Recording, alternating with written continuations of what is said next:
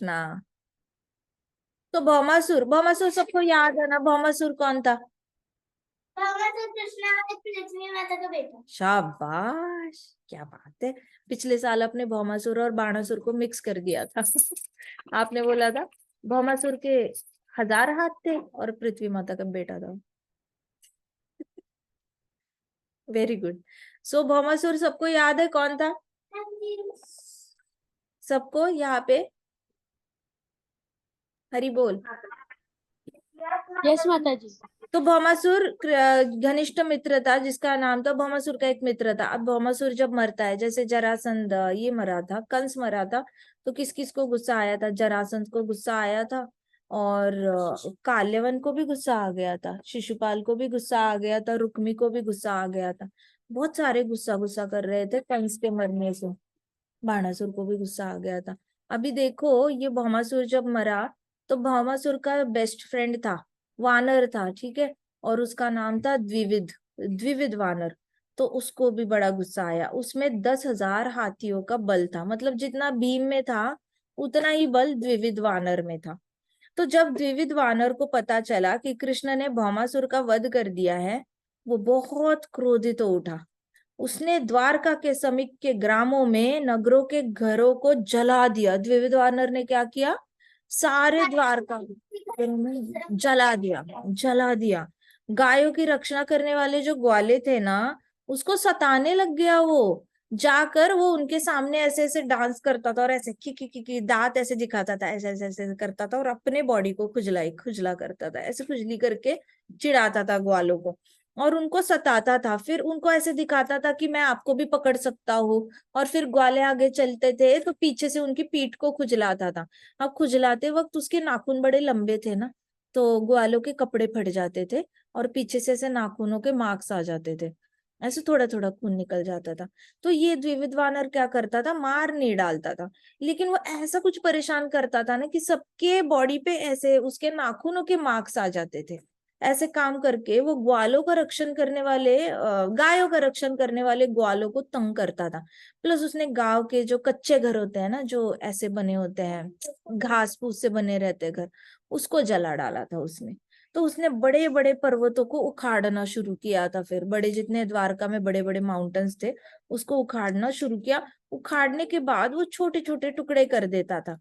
तो ये द्विविद वानर, यू कैन कंसिडर कि ये द्विविद वानर जैसा है। श्री राम जी की जो सेना थी ना, उसमें ऐसे वानर हुआ करते थे। उनके अंदर भी बहुत स्ट्रेंथ हुआ करती थी, ऐसी बड़ी स्ट्रेंथ होती थी। तो वो बड़े बड़े पेड़ उठाकर फेंकते थे रावण की सेना पर, बड़े बड़े पत्थर भी उठा के फेंकते थे। वो अच्छे के लिए यूज करते थे, लेकिन द्विविद वानर थोड़ा पागल था। उसका बेस्ट फ्रेंड जो था भौमासुर, वही गलत इंसान था। इसलिए गलत इंसान के साथ दोस्ती करते हो तो आपसे भी गलती हो जाती है। काशीराज से गलती हुई ना, काशीराज ने बाणासुर को सपोर्ट करा ना। किसको सपोर्ट किया? काशीराज ने नहीं, इसको पौंड्रिक को सपोर्ट किया। तो काशीराज ने भी गलती करी ना पौंड्रिक को सपोर्ट करके, उसने एंटी कृष्णा काम किया। वैसे ही अभी ये द्विविद वानर जो है एंटी कृष्णा काम कर रहा था, क्योंकि वो किसका बेस्ट फ्रेंड था? भौमासुर का बेस्ट फ्रेंड था। सो दोस्ती करते वक्त ना बहुत सोच समझ के दोस्ती करनी चाहिए, साधु संतों का संग करना चाहिए। और अगर साधु संतों का संग, या फिर अकेले रहो, लेकिन दोस्ती करने में गहरी दोस्ती कभी बाकियों के साथ नहीं। जिसके हृदय में राम नाम नहीं है, कृष्ण नाम नहीं है, ऐसे लोगों से थोड़े बच के रहना चाहिए।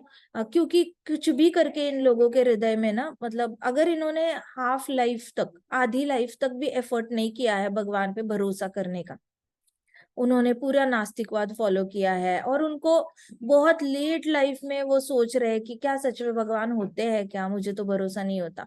ऐसे लोगों पे भरोसा करना थोड़ा सा अवॉइड करो। जो लोग बचपन से ही भगवान पे भरोसा करते हैं ना, ऐसे लोगों के साथ दोस्ती करना ज्यादा बेटर है, एज कम्पेयर टू जो लोग आधी लाइफ साइंस में बिताते हैं और आधी लाइफ के बाद फिर सोचते हैं कि मैं भगवान पे भरोसा करूं या नहीं करूं। तो उसकी तो जिंदगी मतलब जीरो से स्टार्ट होती है आधी लाइफ खत्म होने के बाद। तो ये लोग बचपन से लेके आधी लाइफ खत्म होने तक, 20-25 तक देखोगे, तो इनके अंदर अवगुण बहुत ज्यादा आ चुके होते हैं, क्योंकि इन्होंने भगवान पे भरोसा नहीं किया होता।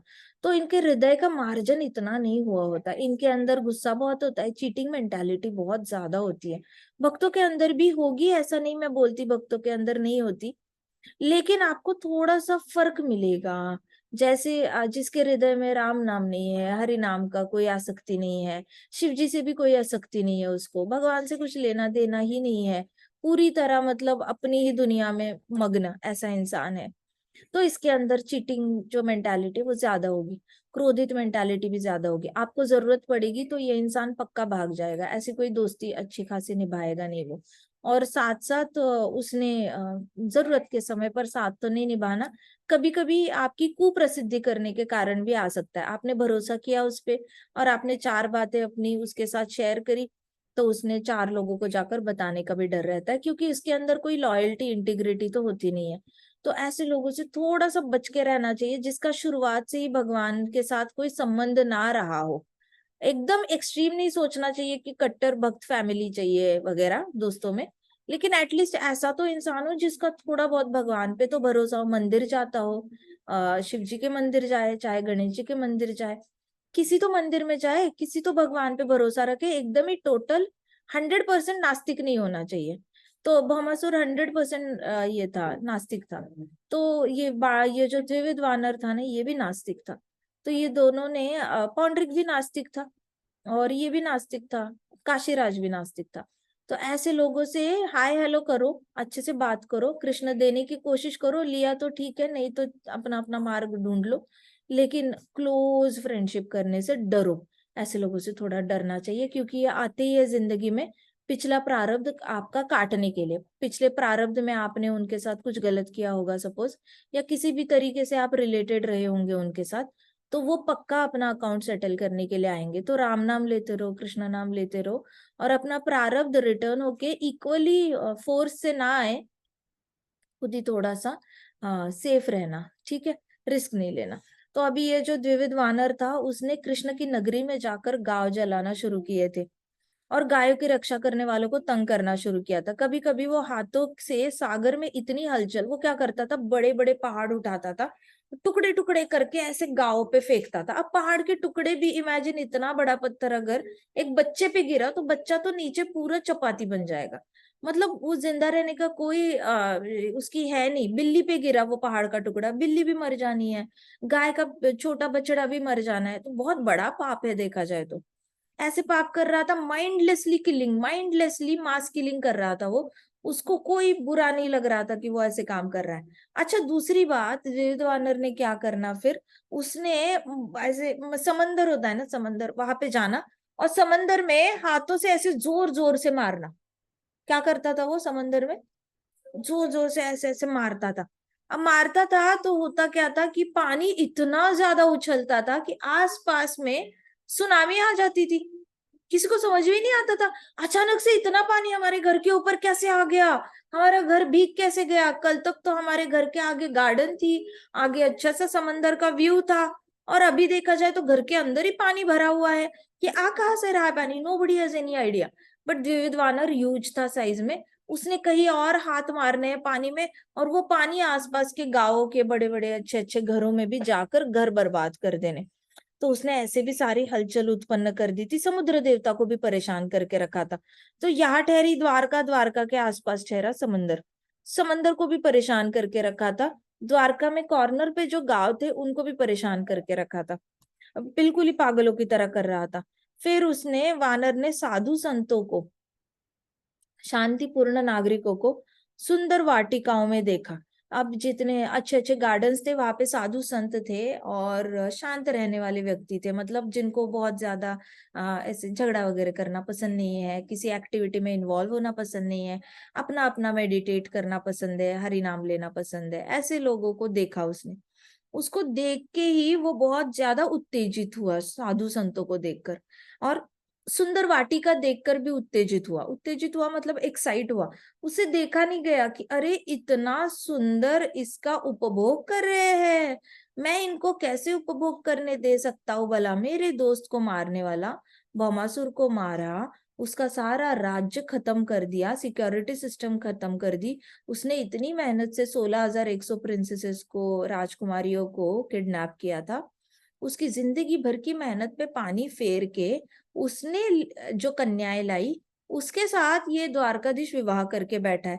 तो किसी और की लड़कियां थी, उसको अपनी पत्नी लेकर चले गए हैं कृष्णा, तो वो उसका देखने का नजरिया बड़ा अजीब था। उसको क्या लग रहा था कि ये जो 16,100 राजकुमारियां थी, दे बिलोंग्ड टू भौमासुर, और वो भौमासुर की थी।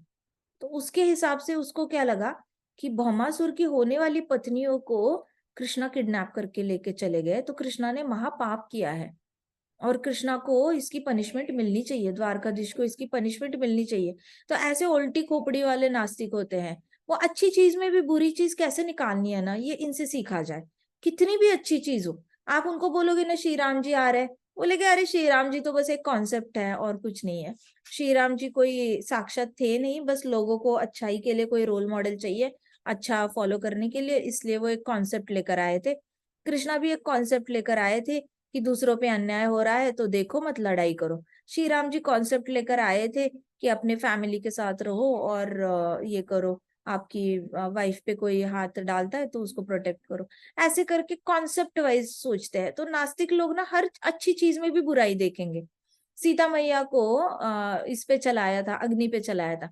तो नास्तिकों में आज भी डिबेट चलता है, न्यूज़पेपर में भी डिबेट करते हैं ये लोग, आर्टिकल्स लिखते हैं कि सीता मैया को ऐसी अग्नि परीक्षा देनी ही क्यों पड़ी, स्त्री का जन्म कितना खराब है, देखो स्त्री कितना भी पति के लिए दुश्मन की वाटिका में जाके उसने पूरी जिंदगी वेट किया, लेकिन फिर भी स्त्री को कितना सहना पड़ता है। अकल के दुश्मन, इनको पता नहीं कि वो सीता मैया अलग थी जो किडनैप हुई थी।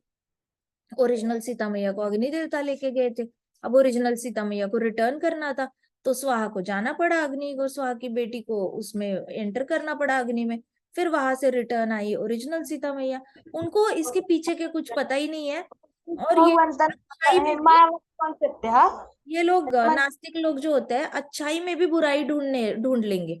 कोई भी अच्छा इवेंट इनको सुनाओ, उसमें भी बुराई ढूंढ लेंगे। अच्छा, कृष्णा को वसुदेव लेके चले गए मथुरा से नंद बाबा के घर पे, उसमें भी नास्तिक लोग बोलेंगे ये कैसे भगवान है इनके, इनको छोटे बेबी की तरह एक्ट कर रहे हैं और इंसानों से हेल्प ले रहे हैं, पानी से ट्रैवल कर रहे हैं, इससे अच्छा यहाँ प्रकट हुए, यही से अदृश्य हो जाते, वहां प्रकट हो जाते, ये करने की क्या जरूरत है।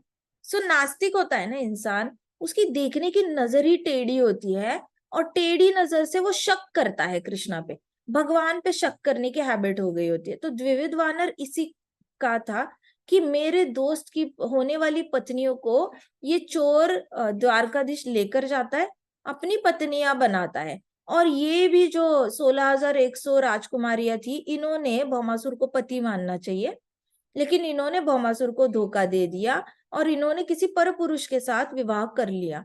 ऐसे करके द्विविध वानर इस मेंटालिटी के साथ द्वारका पे पागलों की तरह अटैक करे जा रहा था। He did not want anybody to be happy in Dwarka. तो उसने क्या किया, साधु संतों को देखा तो उसको बहुत खुजली हुई, उसने ऐसे ऐसे बॉडी पे खुजली करके उसने उसके सामने खड़ा रहा, जोर जोर से ऐसे आवाज निकाली। गोरिल्ला था, गोरिल्ला ही था वो, ऐसा कोई छोटा बंदर था नहीं, गोरिल्ला था वो। तो उसने ऐसे ऐसे अपना पाव पेट पे खुजली करा और जोर जोर से उसने जोर से आवाज निकाली। अब इतनी जोर से आवाज निकली, उसके मुंह से ना गंदी गंदी बास निकली, और वो इतनी ज्यादा लेंथ तक गई, माइल्स एंड माइल्स तक फैली, कि जितने भी वहां पे साधु संत बैठे थे उनको बहुत ही गंदी बास आई उसके मुंह की। फिर उसने अपने पेट पे खुजली करके अपने पेट की स्किन निकाल के दिखाया कि देखो मेरे नाखून कितने ज्यादा ये है, ऐसे करके डराने की कोशिश की उसने। शांतिपूर्ण नागरिक थे, संत साधु संत थे, उनको देखकर उसने, फिर उनके सामने उसने क्या किया, फूलों वाले जितने भी बड़े बड़े पेड़ थे ना, ऐसे पारिजात टाइप बड़े बड़े पेड़ होते हैं, उसको उखाड़ना शुरू किया उसके सामने, ऐसे फूलों को कुचल डाला उनके सामने। और सब कुछ उसको चिढ़ाते चिढ़ाते कर रहा है कि देखो मैं फूलों को अगर कुचल सकता हूँ ना, आपको भी मैं हाथ में लेकर ऐसे कुचल के आपकी खिचड़ी बना सकता हूँ। ऐसे करके द्विविध वानर ने सबको ऐसे सामने दिखाया। तो उनकी पवित्र यज्ञ भूमि में फिर उसने बहुत गलत काम किया। वहां पे यज्ञ भूमि थी, यज्ञ चल रहा था, साधु महात्मा यज्ञ कर रहे थे। तो वहां पे जाके उसने क्या कर लिया, मलमूत्र त्याग दिया, यज्ञ के अंदर ही मलमूत्र त्याग दिया। इतना गलत काम किया, इमेजिन, इतना गलत काम किसी ने नहीं करना चाहिए। लेकिन आपको मैं सच बताऊं, जब मुगल आए थे ना, मुगल हमारे इंडिया पे रूल कर रहे थे, तो मुगलों ने हमारे मंदिर में यही काम किए थे और फिर मंदिरों को तोड़ा था। तो द्विविध वानर जैसे नास्तिक है, ऐसे तो हमें लगता है अकेला द्विविध वानर है, हमें लगता है अकेले खर और दूषण ऐसे काम करते थे। ऐसा नहीं है। ऐसे वाले लोग कलयुग में भी आकर चले गए। सारे मुगल ऐसे थे। मुगल आते थे, मंदिरों में मलमूत्र त्यागते थे, और फिर ढेर सारी सेना लेकर आते थे और मंदिरों को तोड़ते थे। ऐसे करके तो उन्होंने इंडिया को बहुत ज्यादा बर्बाद करने की कोशिश की है।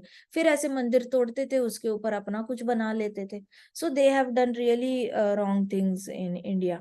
फिर ये वाला जो था द्विविध वानर ने ऐसा ही काम किया। तो वहां पे सारे साधु संत थे, उनके आंखों में आंसू आ गए। उनको बहुत बुरा लगा जब द्विविध वानर ने द्वारका नगरी में, द्वारका नगरी तो कृष्णा की प्रोपराइटरी है, और वहां पे आकर द्विविध वानर ने तो साधु संतों के आंखों में आंसू आ गए। अब स्त्रियां तथा पुरुषों का वो अपहरण करने लग गया। उसको तो लथा ही था कि द्वारकाधीश ने अपहरण किया है भौमासुर की होने वाली पत्नियों का। तो इसने डिसाइड किया मैं भी अपहरण करूंगा। तो उसने दूसरों की बीवियां उठाना शुरू किया। उसने प्रॉपर चेक किया कि कौन कहाँ पे किसकी वाइफ है।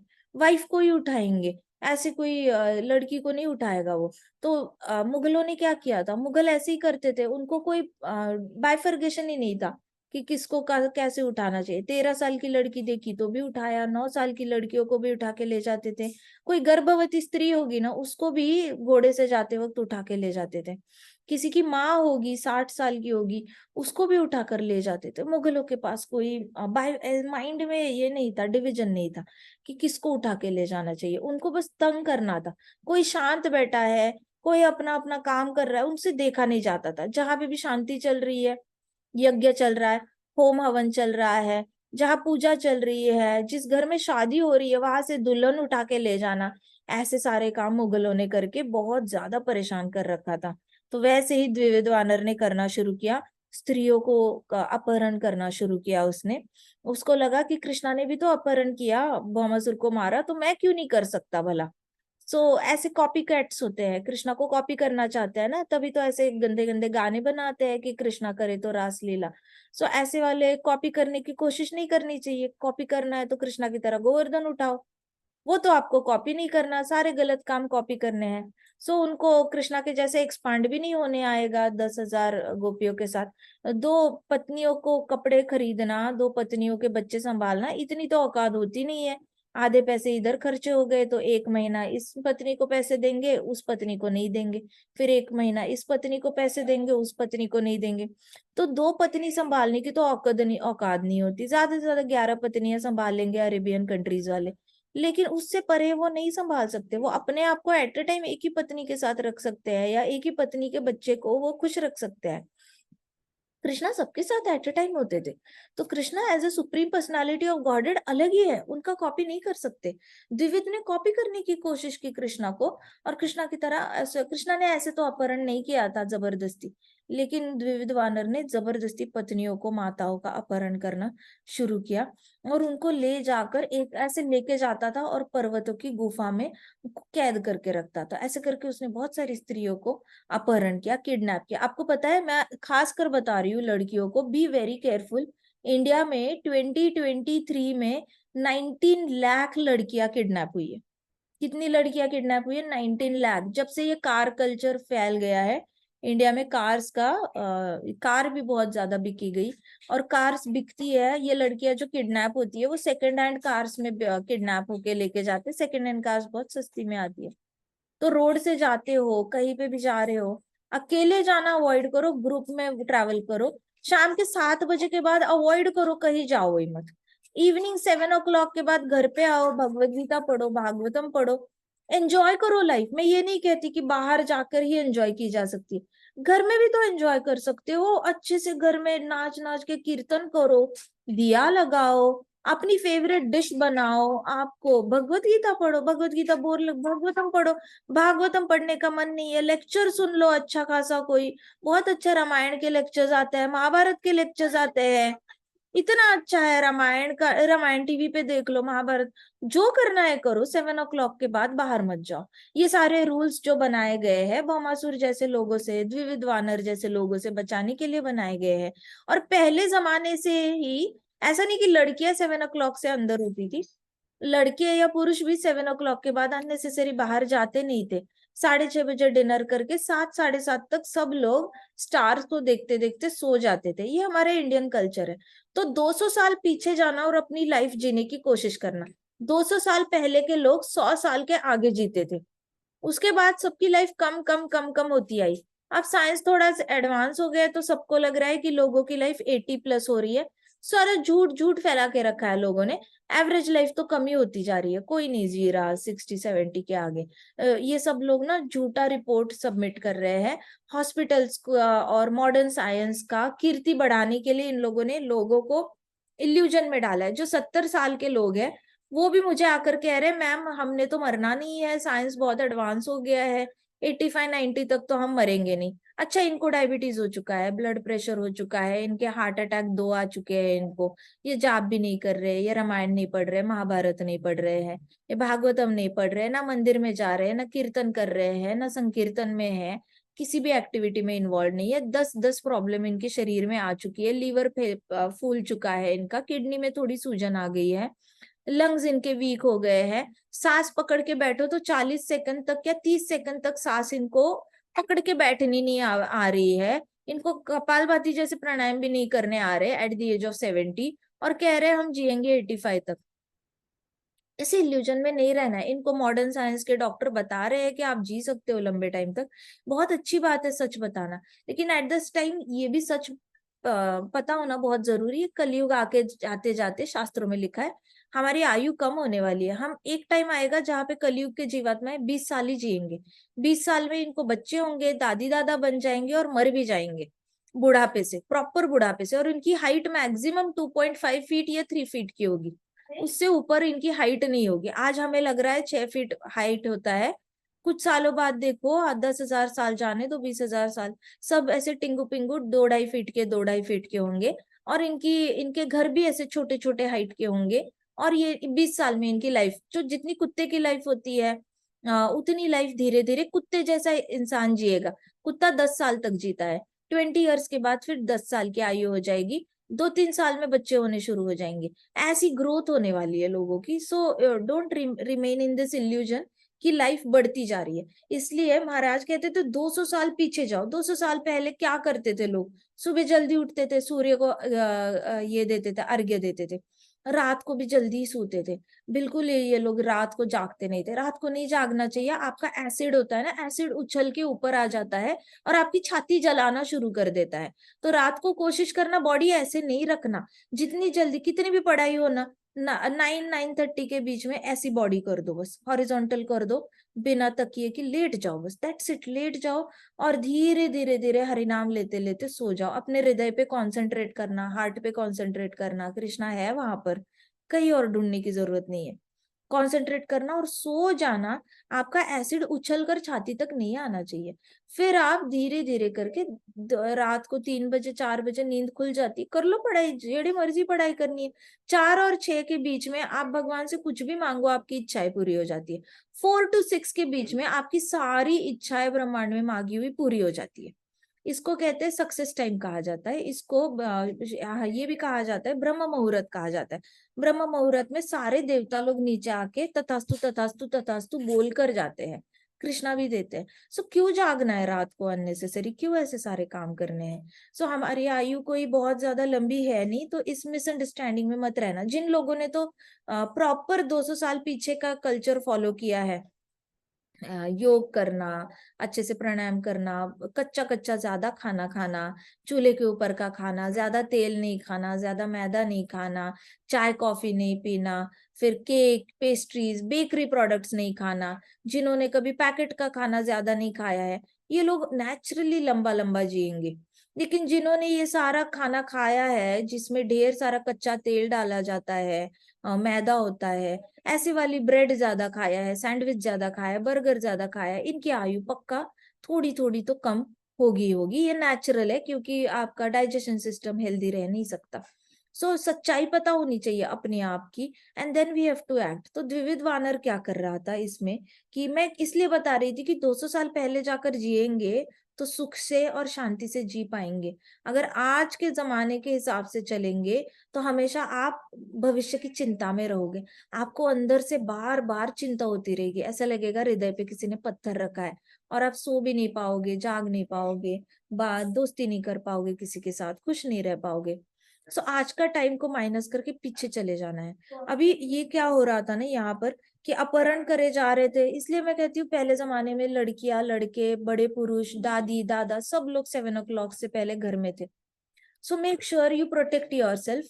लड़कों को भी जरूरत नहीं है रात को घूमने की, ऐसे इधर उधर कट्टे पे। ऐसे लड़के जो शाम को घूमते हैं ना, उनकी वजह से लड़कियां घर से बाहर नहीं निकल पाती।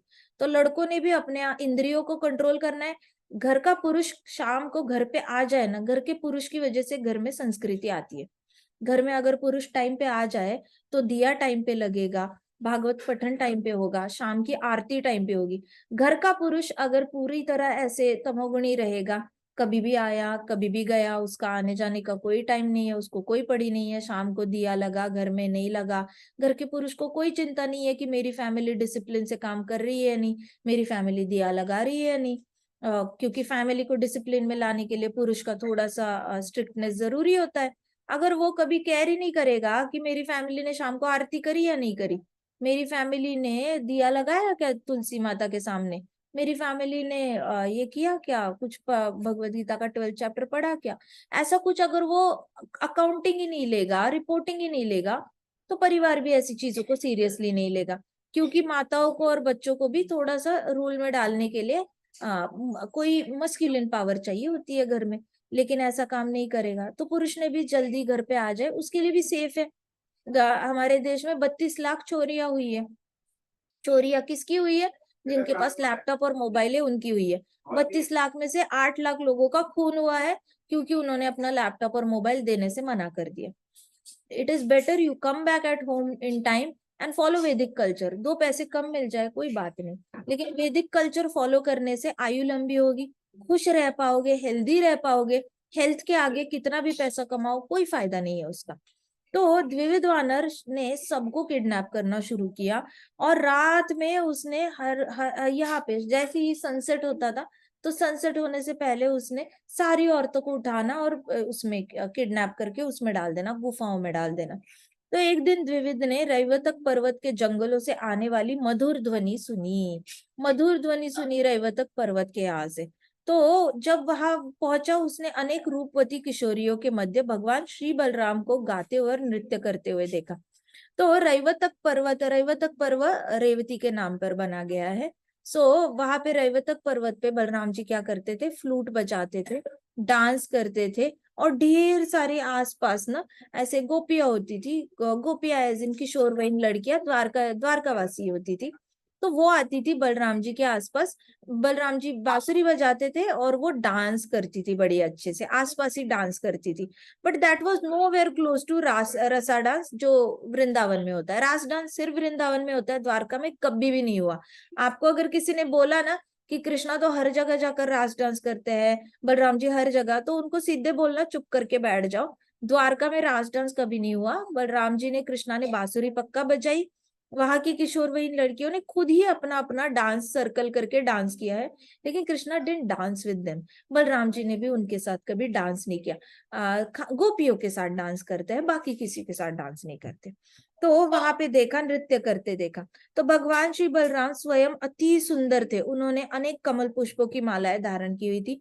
भगवान श्री बलराम पूर्णतः बहुत अच्छे से मग्न हो चुके थे अपना डांस करने में और फ्लूट बजाने में। फ्लूट बजा रहे थे, डांस भी कर रहे थे, वो अच्छे से एंजॉय कर रहे थे। अब द्विविध वानर ने वो सुना मधुर मधुर, तो वो गया। है भी वैसे बेवकूफ, उसको समझ में नहीं आता किसको डिस्टर्ब करना चाहिए किसको नहीं। जैसे घर में कोई सोया हुआ इंसान है, उसको डिस्टर्ब नहीं करना चाहिए। अच्छा सपोज बड़ा भाई सोया हुआ है और पापा भी सोए हुए हैं, और आपको कोई चीज चाहिए, आप पापा को जाके डिस्टर्ब नहीं कर सकते। बड़े भाई को आप पूछ सकते हो कि मेरी पेंसिल रबर कहाँ है, दे दो। तो ऐसे हायरार्की में सोचना चाहिए कि किसको डिस्टर्ब कर सकते किसको नहीं। द्विविध वानर के पास हायरार्की ही नहीं थी, बुद्धि में उसको लेवल्स ही नहीं थे कि किसको। उसने अभी गांव वालों को परेशान किया, औरतों को परेशान किया, बच्चों को परेशान किया, साधु संतों को परेशान किया, शांति प्रिय लोगों को परेशान किया, ये 5 सेक्टर हो गए। अब वो जा रहा है बलराम जी को परेशान करने के लिए, और बलराम जी से बचेगा वो? तो द्विविध वानर वृक्ष पर चढ़कर एक शाखा से दूसरी शाखा पर कूदने लग गया। गुरिल्लास होते हैं ना, जंप करते हैं एक ट्री से दूसरी ट्री पर, एक ब्रांच से दूसरी। तो द्विविध वानर ने हु हु हु ऐसे आवाज निकालना शुरू किया जोर जोर से। अब वहां पे बांसुरी बज रही है, लेकिन इसने पीछे से जानबूझ के डिस्टर्ब करना है, तो उसने जोर जोर से अपने मुंह से आवाज निकालना शुरू किया, एक शाखा से दूसरी शाखा पर जंप करते हुए, हु हु हु हु। और जैसे ही उसने ऐसे किया, फिर उसने जोर जोर से अपने दांत बजाने शुरू किए, कर कर कर कर करके ऐसे जोर जोर से दांत बजाने शुरू किए, म्यूजिक जैसे कि म्यूजिक दे रहा है और पीछे से हु कर रहा है। तो वह हिला हिलाकर ध्वनि करने लग गया। अब उसने क्या किया, सारी शाखाएं हिलाई और पत्तों की झड़झड़ाहट की जो आवाज होती है ना, वैसी वाली आवाजें करने लग गया। तो श्री बलराम जी को उसके आने का पता चल गया। इतना ज्यादा आवाज शोर मचाएगा तो किसको नहीं पता चलेगा। तो वानर हास्यास्पद मुख मुद्राओं का प्रदर्शन करने लगा। बलराम जी को उसने हंस हंस कर चिढ़ाना शुरू किया बुरी तरह, जिसे देखकर सारी किशोरियां उस पे हंस पड़ी। सारी जो लड़कियां थी वो जोर जोर से हंसने लगी। जीवित वानर जैसे ई कर रहा था, तो सारी लड़कियां हंसने लगी कि ये देखो बलराम जी को चिढ़ा रहा है। तो उन्होंने बड़ा लाइटली लिया, लेकिन वह उनके और समीप आ गया। जैसे ही वो पास आया, उसकी साइज बड़ी बड़ी दिखने लगी। वैसे तो दूर से दिख रहा था तो छोटा लग रहा था, लेकिन जैसे ही पास आया, he looked like a huge mountain. बहुत बड़ा दिख रहा था, ह्यूज साइज में। और बलराम जी भी उसके सामने छोटे दिख गए, और किशोरिया तो और भी छोटी लग गई। तो वो उन्होंने ऐसे देखा द्विविध वानर को, और उनका मुंह खुला के खुला रह गया, हाँ ऐसे करके। एंड वो बहुत डर गई, और वो अपने भौहे चलाते हुए दांत दिखाने लग गया। फिर उसने सारी जो लड़कियां थी वहां पे, उनको ऐसे ऐसे ऊपर आईब्रोज ऐसे ऐसे करके, आंखें बड़ी बड़ी करके, दांत ऐसे दबा दबा के ना, ऐसे डराने लग गया वो। तो बलराम जी ने एक पत्थर उठाकर द्विविध वानर को मारा। बलराम जी ने उठाया पत्थर और जुक करके मारा उसको। तो किंतु वानर ने क्या किया, ऐसे डॉज किया। उसने ऐसे, पत्थर आया उसने ऐसे डॉज किया, डॉज किया तो पत्थर ऐसे चला गया। तो वानर को लगा ही नहीं वो पत्थर। तो वह कूदा और घड़ा उठाकर, वहां पे वरुणी रखी थी, तो उसने क्या किया, जंप किया, और वहां पे बहुत बड़ा घड़ा रखा था जिसमें वरुणी थी। तो वरुणी उठाकर उसने ऐसे पी ली। वरुणी कौन है, वरुण देवता की बेटी है। तो उसने ऐसे उठाया वो, और उसको, वरुणी को, वरुणी इज ए लिक्विड, तो वो ऐसे करके आ करके ऐसे पी गया, पूरा पी गया। अब उसने पी गया तो बलराम जी ने देखा कि ये तो उनका घड़ा उठाकर पी गया, तो बलराम जी को गुस्सा आ गया। द्विविद इतना ज्यादा पागल हो गया, उसने जोर जोर से अपनी छाती ऐसे पीटना शुरू किया, धाड़ धाड़ धाड़ धाड़ धाड़ धाड़, ऐसे जोर जोर से अपनी छाती पीटना शुरू किया। और उसने सब जाकर अपने जितने भी मतलब आसपास के लोग थे उनके वस्त्र फाड़ना शुरू किया। तो द्विविद वानर इतना पागल हो गया, वो लड़कियों के पास गया और सारी लड़कियों के वस्त्र फाड़ना शुरू किया। ऐसे होते हैं नास्तिक लोग, द्विविद वानर जैसे, भौमासुर जैसे विश्वास नहीं करना चाहिए। इसलिए मैं कहती हूँ कि टाइम पे घर आना, ग्रुप में रहना, अकेले अकेले नहीं घूमना, ठीक है। तो द्विविद वानर ने जाके सारी इनका ऐसे कपड़े फाड़ना शुरू किया, आसपास जो भी दिख रहा था उनके कपड़े। फिर वो बलराम जी के भी कपड़े फाड़ना चाहता था। वह वानर पहले ही संपूर्ण देश में अनेक उपद्रव मचा चुका था। अब बलराम उसका सामना करने को तैयार थे। बलराम जी ने अपनी सुनंद नामक गदा उठा ली। बलराम जी ने देखा, बलराम जी को देखा नहीं गया। जैसे ही इसने जाके सारे किशोरवयीन लड़कियां थी, छोटी छोटी थी, उनके कपड़े फाड़ना शुरू किया। बलराम जी को बड़ा गुस्सा आया। बलराम जी ने अपनी गदा उठाई, गदा का नाम सुनंद था। वानर ने तत्काल ही एक विशाल ताड़ का वृक्ष उठाया और बलराम जी के ऊपर उखाड़ के फेंक डाला। बलराम जी के सिर पर आघात किया। बलराम जी ऐसे गदा उठा रहे थे, उतने में इतना बड़ा पेड़ उठा के उसने बलराम जी के सर पे मारा। तो ऐसे बलराम जी के सर को लगा। भगवान बलराम ने उस वृक्ष को पकड़ लिया अपने हाथ से और अपनी गदा से वानर पर वार किया। फिर उन्होंने ऐसे वो पकड़ा, उन्होंने ऐसे उस वृक्ष को पकड़ा, और वृक्ष को पकड़ के फिर उसने ऐसे वानर को, बलराम जी ने ऐसे मतलब ऐसी ब्रांच है मान लो, अच्छा ये ऐसे ये है पेड़ है, ताड़ पेड़ है, ठीक है। तो ऐसे पकड़ के ऐसे करके द्विविध वानर को अपने पास खींचा। तो द्विविध वानर पैक हो गया ना बलराम जी के बीच में, और पीछे तो इतना ताड़ वृक्ष जो उसने खुद ही उठा के फेंका था बलराम जी को। बलराम जी ने लेफ्ट हैंड में बड़े आराम से वो पेड़ पकड़ा, उसने तो दोनों हाथों से उखाड़ के फेंका था, बलराम जी ने लेफ्ट हैंड से वही पेड़ पकड़ा और ऐसे पकड़ के द्विविध वानर को ऐसे घेर के उसको अपने पास लाए और ये उठाई गदा और धड़ाम करके उसको जोर से मारा। तो उसके ऊपर बलराम जी ने जोर से प्रहार किया, वार किया। वानर के सिर से रक्त प्रवाहित हो गया, उसके सर से ना ऐसे सारा खून खून खून निकलने लग गया। लेकिन वो थोड़ा भी विचलित नहीं हुआ, उसने ऐसे एक्ट किया जैसे ओ मुझे तो आदत है खून निकलने की, इतनी बड़ी क्या बात है। तो उसने और एक वृक्ष उखाड़ लिया और बलराम की ओर उसने घुमा घुमा, वो खुद घुमा घुमा के और ज्यादा स्ट्रेंथ डाल के जुप करके ऐसे बलराम जी के ऊपर द्विविध वानर ने घुमा के फेंका। तो बलराम जी ने अपनी गदा से उस वृक्ष के टुकड़े टुकड़े करे। तो वृक्ष आया, बलराम जी जैसे वो खेलते हैं ना, डंडी खेलते हैं, तो वो छोटी डंडी बड़ी डंडी होती है, वो गेम होता है। तो वैसे बलराम जी ने गदा से उसको मारा और वो वृक्ष ऐसे टुकड़े टुकड़े में नीचे गिर गया। तो वानर को बड़ा गुस्सा आया। वानर ने फिर जोर जोर से अपनी छाती पीटना शुरू किया, ऐसे करने लग गया। उसको गुस्सा इतना आया था, कैसे एक्सप्रेस करे वो। तो उसने जोर जोर से मुंह खोला और अपनी छाती पीटने लग गया, बहुत ज्यादा गुस्सा, और ऊपर देखकर चिल्लाने लग गया। तो जब वानर पर वार करने के लिए कोई वृक्ष उखाड़ता, भगवान उसे नष्ट कर देते। वानर और ज्यादा गुस्सेला हो जाता। कुछ समय पश्चात समस्त वन के वृक्ष विहीन हो गए थे। पूरा जंगल ही खत्म कर दिया इसने, द्विविध वानर ने सारे जंगल के वृक्ष तोड़ के उसने बलराम जी पे फेंके थे। बलराम जी ने वो डंडे से जैसे टुकड़े करते हैं वैसे गदा से टुकड़े टुकड़े कर डाले सारे इसके वृक्षों के। तो भगवान उसे नष्ट कर देते। फिर उसके बाद वह बलराम के शरीर पर चट्टानों की वर्षा करने लग गया। उसने रॉकी माउंटेन्स तोड़े, रॉकी एक तो होते मिट्टी वाले माउंटेन्स, लेकिन द्विविध वानर ने रॉकी माउंटेन्स तोड़े और रॉक वाले माउंटेन्स बलराम जी के ऊपर फेंकना शुरू किया। भगवान ने विशाल पत्थरों को तोड़कर छोटे छोटे टुकड़ों में परिवर्तित कर दिया। भगवान बलराम जी ने उसको छोटे छोटे कंकड़ों में कन्वर्ट कर दिया, रॉकी माउंटेन्स को ऐसे उल्टा प्रहार करके। शीघ्र ही वानर समझ गया था कि बलराम जी को मारना थोड़ा मुश्किल है। तो उसने उसने सारे पर्वतों की चट्टाने समाप्त कर दी, सारे रॉकी माउंटेन समाप्त कर दी। अब वानर बलराम जी के सम्मुख गया, अपने शक्तिशाली घूसे दिखाने के लिए उसने ऐसे पंच शो करने के लिए वो सामने गया। मुट्ठी से बलराम जी के वक्ष पर प्रबल प्रहार करने लग गया। छाती पे उसने बहुत जोर जोर से पंच करना शुरू किया बलराम जी के। लेकिन बलराम जी तो पूर्ण पुरुषोत्तम भगवान है, उनका शरीर तो अर्थ वाटर फायर ईथर से बना ही नहीं है, तो वैसे भी उनको लगनी है नहीं। There is no use of hitting Balram जी।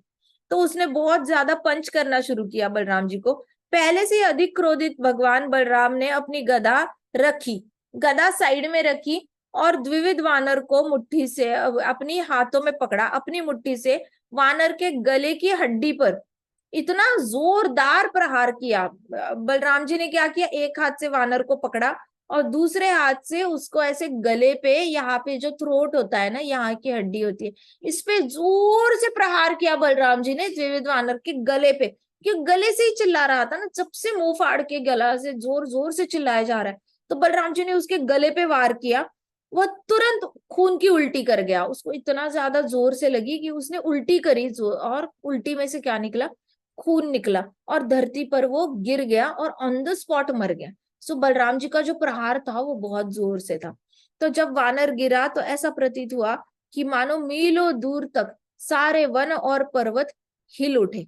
सभी सिद्धगण तथा देवता अपने अपने वाहनों पर सवार हो इस भयंकर युद्ध को देख रहे थे। ऊपर से सारे देवी देवता देख रहे थे। वे भगवान बलराम पर पुष्प वर्षा करने लगे। भगवान बलराम जी की जय हो, भगवान बलराम जी की जय हो। ऐसे अपने द्विविध वानर का वध करके आपने सारे संसार का रक्षण कर लिया है। फिर बलराम जी कहा गए, जहाँ पे सारी स्त्रियों को उसने जहां से छुपा के रखा था ना, उस केव में गए। बलराम जी ने सारी स्त्रियों को वहां से बचाया और फिर उनको बलराम जी ने सेफली अपने अपने घर पे पहुंचाया। बलराम जी अपनी राजधानी फिर द्वारका फिर लौट आए। आज की कथा हम यहीं पे समाप्त करते हैं।